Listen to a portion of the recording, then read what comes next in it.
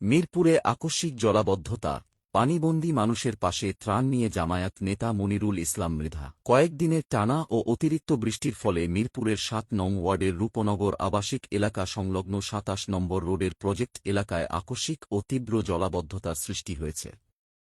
Drainage ব্যবস্থার বিপর্যয় এবং যথাযথ তদারকির অভাবে পুরো এলাকা প্লাবিত হয়ে পড়েছে, যার ফলে শত শত পরিবার নিজেদের ঘরে পানিবন্দী হয়ে চরম মানবিক বিপর্যয়ের মুখোমুখি হয়েছেন। আজ ১২ জুলাই এই সংকটের খবর পেয়ে তাৎক্ষণিকভাবে ক্ষতিগ্রস্ত এলাকায় ছুটে যান বাংলাদেশ জামায়াতে ইসলামী মনোনীত ৭ নং ওয়ার্ডের কাউন্সিলর প্রার্থী মনিরুল ইসলাম মৃধা। তিনি পানিবন্দী অসহায় ও ভুক্তভোগী মানুষের খোঁজ খবর নেন এবং জামায়াতে ইসলামীর পক্ষ থেকে জরুরি খাদ্য সামগ্রী ও ত্রাণ বিতরণ করেন। জামাত ইসলামীর পক্ষ থেকে, জামাত ছিলেন তো? হ্যাঁ, তাহলে জামাত ইসলামীর পক্ষ থেকে দিছি। আমরা আজকে যে পরিমাণ আনছি আরো প্রয়োজনে আমরা আরো দিয়ে যাব, ঠিক আছে? আজকে তো সংখ্যাও তো জানা যায় নাই কত লোকের বসবাস এখানে, জানলে আমরা হয়তো আরো নিয়ে আসতাম, ঠিক আছে? আমরা না পাইলেও আমরা আবার দিয়ে যাব, কালকে আবার দিব ইনশাআল্লাহ, ঠিক আছে?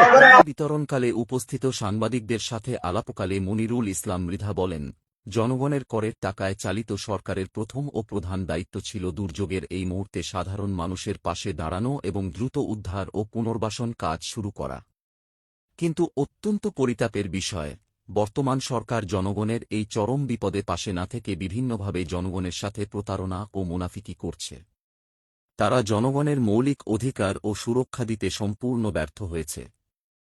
তিনি আরও বলেন, বাংলাদেশ জামায়াতে ইসলামী একটি দায়িত্বশীল রাজনৈতিক সংগঠন হিসেবে সবসময় টেকসই ও ইনসাফ ভিত্তিক সমাজ গঠনে বিশ্বাস করে। সরকার যেখানে ব্যর্থ, সেখানে জামায়াত তার সীমিত সাধ্য নিয়ে সবসময়ই আর্তমানবতার সেবায় নিয়োজিত থাকবে। আমরা অবিলম্বে এই এলাকার পানি নিষ্কাশন ও স্থায়ী ড্রেনেজ ব্যবস্থা নিশ্চিত করার জন্য প্রশাসনের প্রতি জোর দাবি জানাচ্ছি।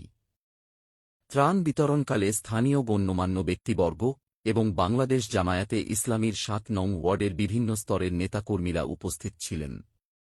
তারা রূপনগর এলাকার এই দীর্ঘমেয়াদী জলাবদ্ধতা নিরসনে দ্রুত কার্যকর পদক্ষেপ নেওয়ার আহ্বান জানান।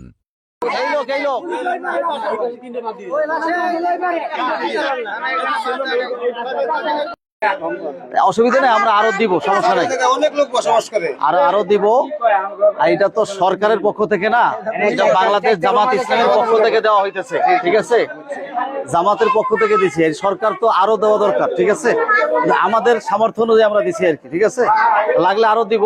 আজকে তো সন্ধ্যা হয়ে গেছে, কালকে আবার ব্যবস্থা করবো। তো সংখ্যা বুঝতে পারি নাই, আবার পাবেন সবাই। পানিটা দিয়ে দেন, দিয়ে আসেন, ওখানে দিয়ে আসেন পানিটা, ভাই দিয়ে দেন ওদেরকে।